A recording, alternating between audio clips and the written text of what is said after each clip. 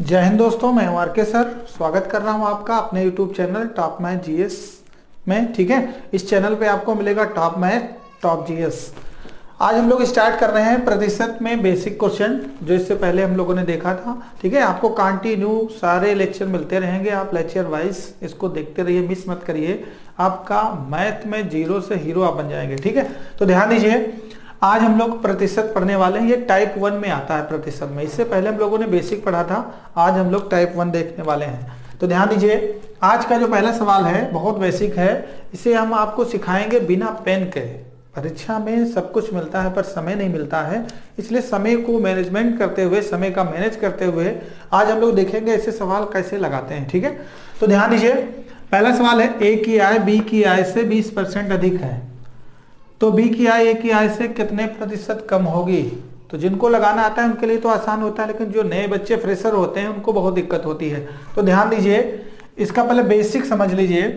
इसका बेसिक ये है कि ए की आय बी की आय से 20% अधिक है, तो बी की आय ए की आय से कितने परसेंट कम होगी। इसका एक फार्मूला होता है, ठीक है, वो आप देख लीजिए, उसी से आप लगाइएगा तो जल्दी लग जाएगा, मतलब। ठीक है, तो ध्यान दीजिए, तो कभी आपसे कहेगा कितने प्रतिशत कम है, कभी कहेगा कितने प्रतिशत अधिक है। तो ध्यान दीजिए, यहाँ पे बोल रहा है लास्ट में प्रतिशत के साथ में अधिक दे रहा है, बाद में कम पूछ रहा है। तो देखिए, कमी और वृद्धि के लिए आप एक ही फार्मूला लगाएंगे, कमी और वृद्धि के लिए। ठीक है, देखिए, जो हमारा प्रतिशत है उसको हमेशा आप x मानेंगे, यहाँ पे आप x लिख लेंगे, गुणा हमेशा 100 से करेंगे, बटे में अगर यहाँ प्रतिशत के साथ में अधिक है तो 100 में जोड़ लेंगे। ठीक है, 100 में x की वैल्यू यही 100 में जोड़ लेंगे। ठीक है, और अगर कह रहा प्रतिशत के साथ यहाँ पे कह दे कम है तो यही चीज हम क्या कर लेंगे, माइनस कर लेंगे। ठीक है, तो ध्यान दो जरा, कह रहा ए की आय बी की आय से 20% अधिक है, तो बी की आय ए की आय से कितने प्रतिशत कम है। यहाँ पे जोड़ेंगे हम तभी जब यहाँ प्रतिशत के साथ अधिक लगा होगा। तो इस बार अधिक लगा हुआ है, तो ध्यान से देखिए, x की वैल्यू हमारे 20 है तो हमने 20 लिख लिया, चिन्ह गुणे का है, गुणे का लगा लिया, 100 लिख लिया, बटे में प्रतिशत के साथ 20% अधिक है तो हम यहाँ पे 100 में 20 प्लस कर लेंगे।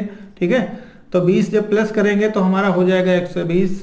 अब इसको हम आराम से काट लेंगे तो हमारा आंसर आ जाएगा, 0 से 0 कट गया, 2 कम 2, 2 छंग 12।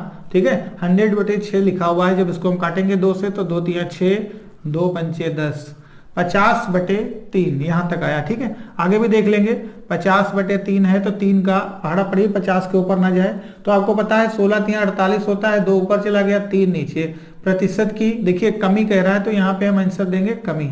एक ऑप्शन होगा वृद्धि वाला, एक होगा कमी वाला। तो कितनी कमी हो रही है, 16 सही 2/3% की कमी हो रही है। ध्यान रखिएगा, सवाल था हमारा ए की आय बी की आय से 20% अधिक है। अगर यहाँ पे अधिक है, फार्मूला देखिए बहुत बेहतरीन है, इसी से आप लगाइएगा। 20% कह रहा है अधिक है तो आप x मानेंगे। ये जो यहाँ पे लिखा है 20%, संख्या चेंज भी हो सकती है।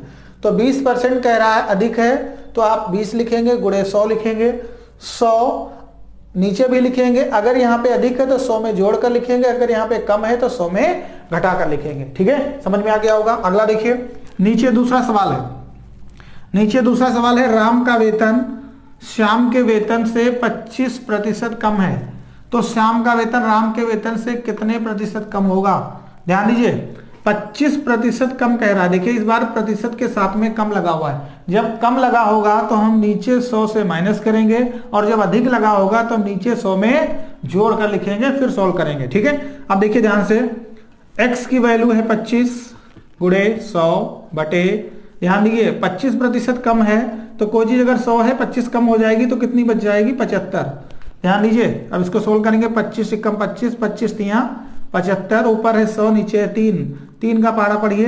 देखिए यहाँ पे 10 है, 3 है, 3 तिया 9, 3 तिया 9, एक ऊपर 3 नीचे, कितने प्रतिशत अधिक होनी चाहिए, कम होनी चाहिए।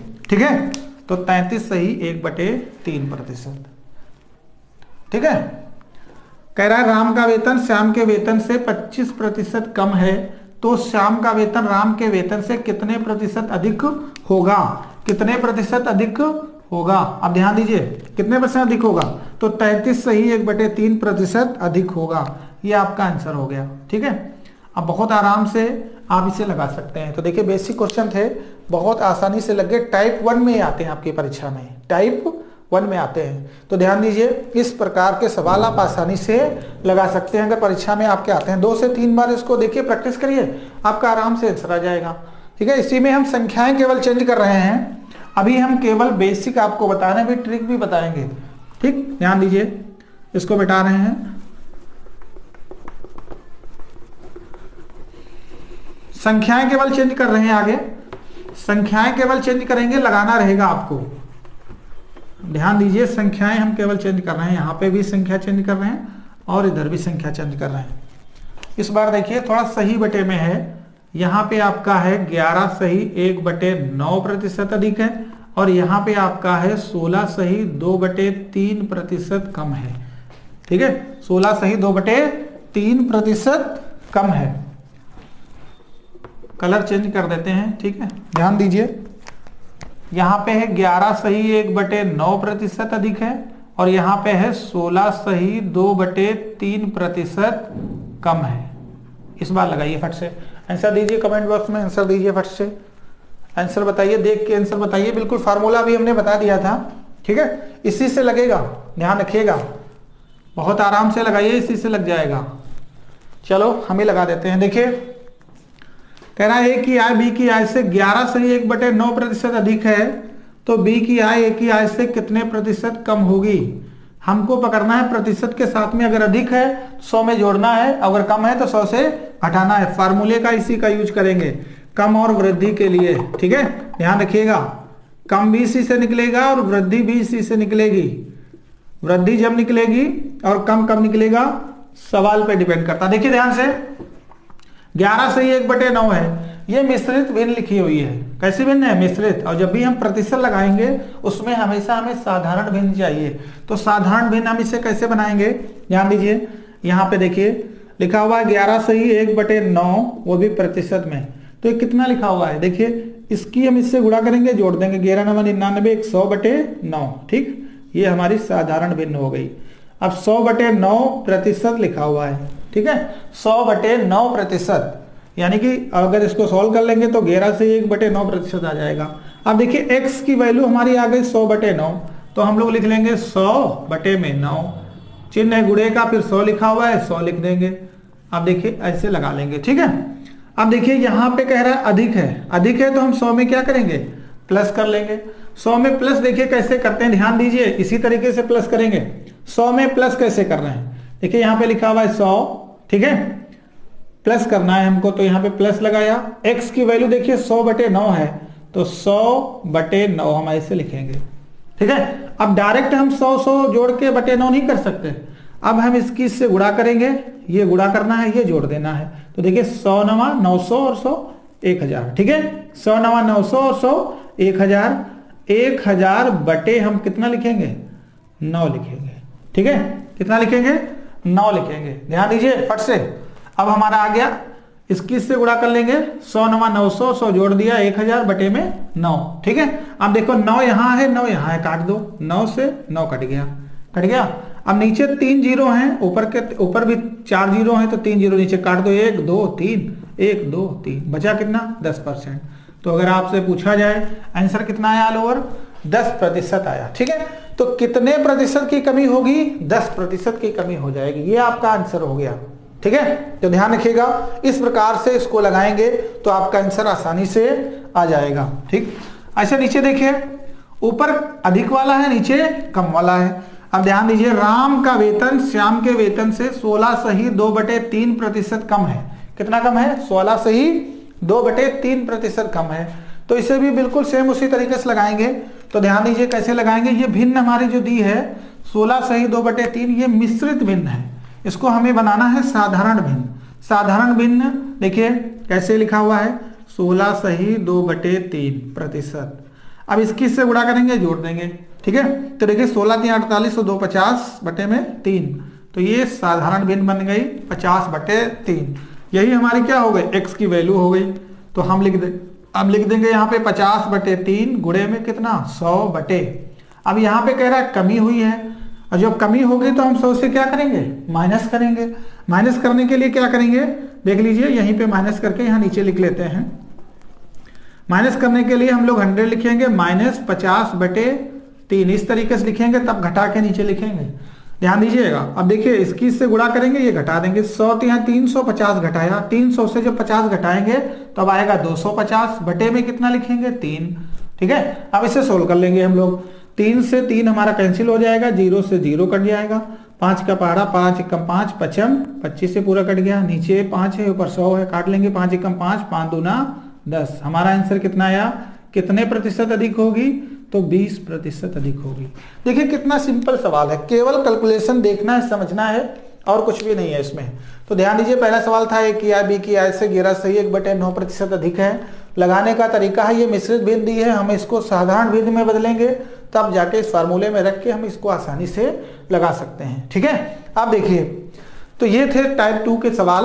टाइप 1 के सवाल थे, टाइप 2 इसके बाद आएगा। तो इसको देखिए बिना पेन के हम लोग कैसे लगाएंगे, इसकी जरा ट्रिक देख लीजिए। तो आप पहले ये सीखिए प्रतिशत को भिन्न में कैसे बदलते हैं। ठीक है, प्रतिशत को भिन्न में बदलना। तो ध्यान दीजिए यहां पे हम लिख रहे हैं प्रतिशत को भिन्न में बदलना। अगर ये आपने सीख लिया तो आसानी हो जाएगी, भिन्न में बदलना। ठीक है, प्रतिशत को भिन्न में बदलना। अब ध्यान दीजिए हम यहां पे आपको बदल के दिखाएंगे, अभी आंसर भी आएगा। अब देखिए जैसे लिखा हुआ है एक लिखा हुआ है, ठीक है, 1 लिखा हुआ है और 1 को कहा जाए 100 से प्रतिशत में बदलो, तो 100 एकम 100, यहाँ पे कितना आ जाएगा 100% हमारा आ जाएगा। ठीक है, कितना आ जाएगा 100% आ जाएगा। और अगर लिखा हो 1/2 तो आप कितना लिखेंगे 50% हो जाएगा आपका। कितना हो जाएगा, 100 का आधा कितना होता है 50%। और अगर लिखा हो 1/3 तो आप लिखेंगे 33 सही 1/3%। और लिखा हो 1/4 तो आप लिखेंगे 25%।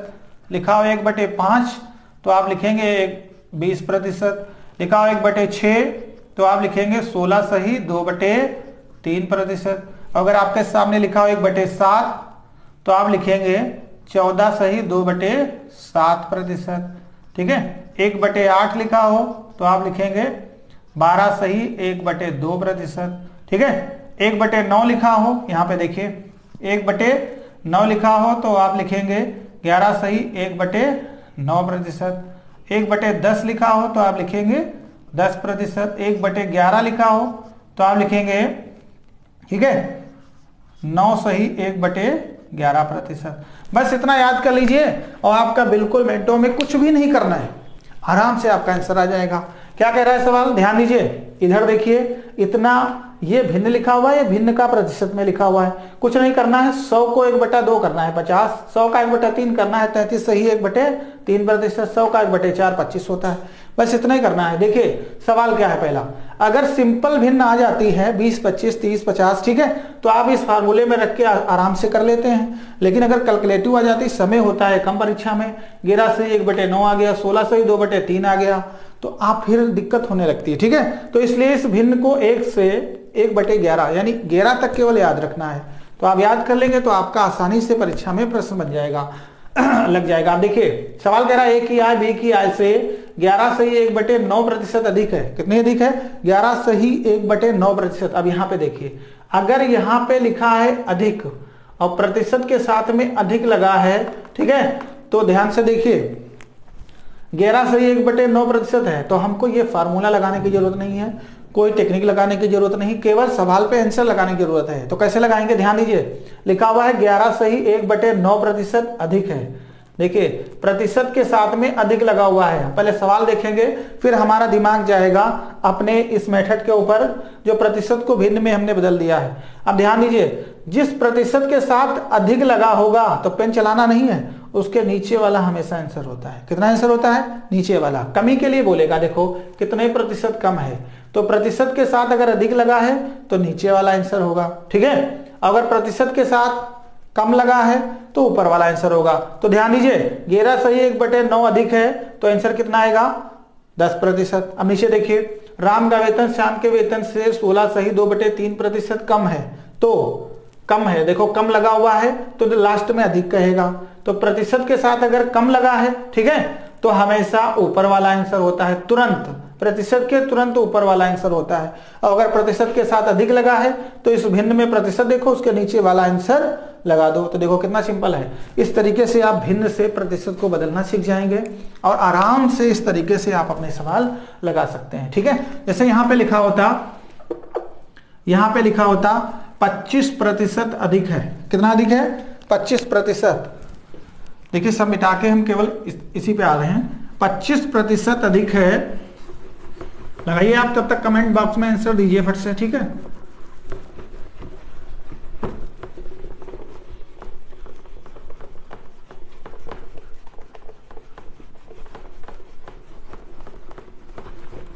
ठीक है। 25% अधिक कहा है। अब ध्यान दीजिए, अगर इसको हम फार्मूले से लगाते हैं तो x की वैल्यू है 25, गुणा हम 100 से करेंगे, बटे में 100 में 25 जोड़ेंगे, अधिक है तो 100 में जोड़ेंगे तो 125 आएगा।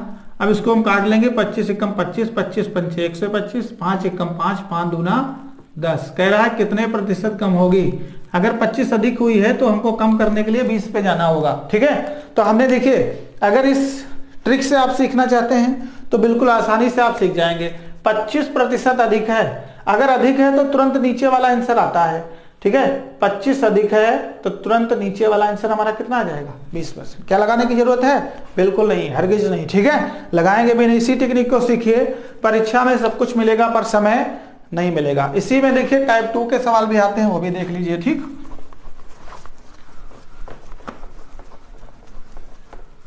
इसी टेक्निक में टाइप 2 के सवाल आते हैं।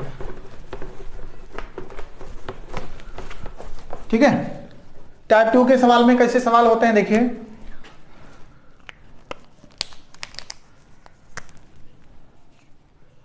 इस तरीके से आते हैं। देखिए, यदि एक दुकान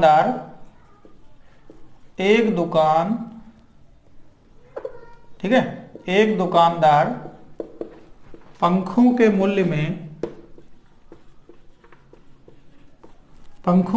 में 20% की छूट देता है। पंखों के मूल्य में 20% की छूट देता है तो उसकी बिक्री 20% बढ़ जाती है। उसकी बिक्री 20% बढ़ जाती है।